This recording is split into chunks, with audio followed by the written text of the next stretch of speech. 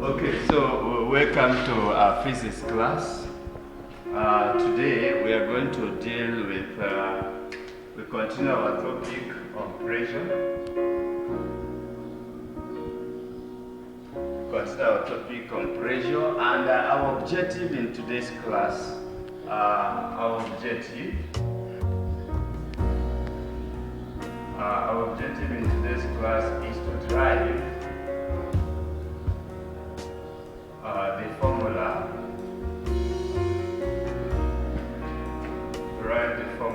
for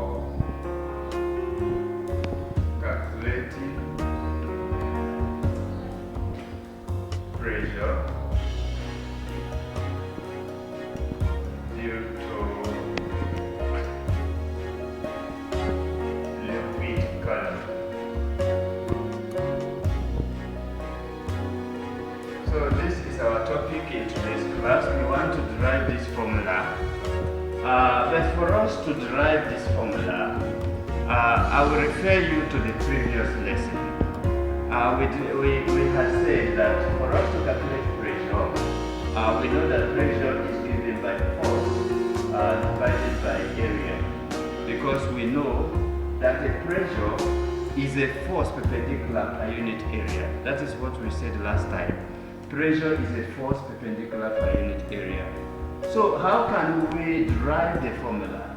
Let's say that we have a container, and our container has got a base. So assume that we have a container.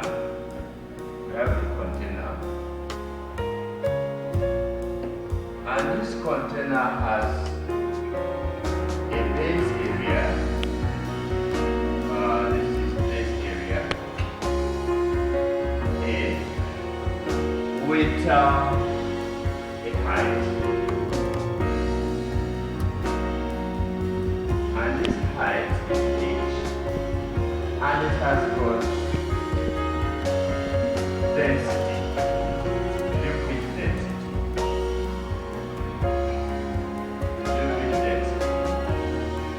And this liquid density rho, we represent the density with this notation called rho. So how now can we calculate the volume and the mass of that container? Before we talk about that, let me draw that container, because it's going to be a cylindrical container. So let's say that we have our container here. Let's say that we have our container. This is a bit smaller. This is our container.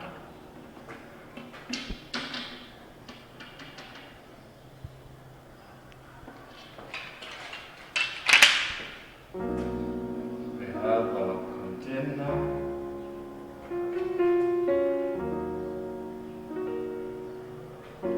This is what we have as our container. This container that we have got the liquid columns inside, filled up. It is filled up to the brim, completely filled. This is the area of this container. This is the height of the container, which is represented by h. The height of the container is h. This is the height. Of course, this container is being placed on a table. This is being placed on a table.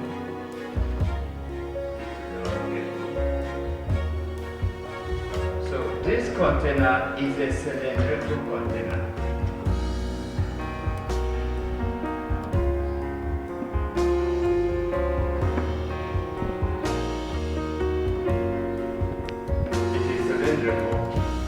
This is a cylindrical container, but we know that there is so many things acting on this container.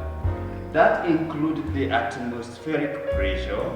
We also know that even the container itself have got its own mass, and we are interested in the volume of the liquid column that is inside the container.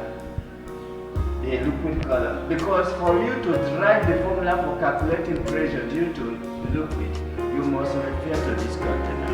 So let's start by saying the volume of this container is going to be given by the area multiplied by the height.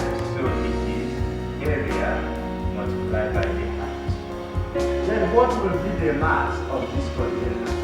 The mass, we know the mass is nothing but the volume multiplied by the liquid density. So it is volume multiplied by the liquid density. So this is what you have got.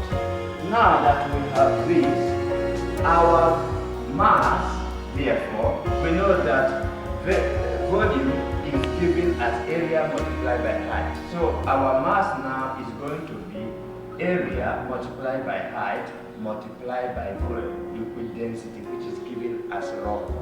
So this is where you need to start. But remember, in our previous lesson, we had talked about the difference between mass and weight of an object. And I told you that a mass is nothing but an amount or quantity of matter in an object. So it is a measure of matter in an object. So it means that for us to calculate or to derive the formula for calculating pressure, you need mass, you need volume, and then we need the weight of that container. But we know from the definition of our last class, we know that weight is given by mg. That is what we said. Therefore, what this implies is that weight is equal to our mass is no longer m, is now area multiplied by height multiplied by rho. So what you have here is area multiplied by height multiplied by rho, then multiplied by this g, which is acceleration due to gravity.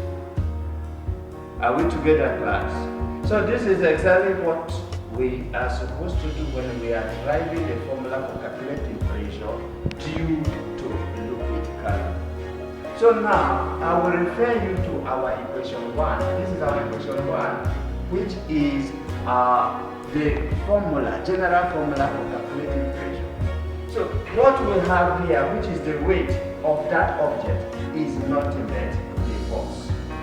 This is the force. So what this implies is that the whole of what you have here is nothing but the force. So our P, which is pressure now, is nothing but, instead of putting force, we are going to put this. So we are going to have the area multiplied by height, multiplied by rho, multiplied by acceleration due to gravity, divided by area. Here we've got two areas, so this will cancel this. So our formula therefore is P is equals to height, rho, and acceleration due to gravity. And this is the formula for calculating pressure due to liquid current. So in our next video, we are going to apply this formula in problem solving. For more information, you can tell me what you think on the comment section. See you in our next class.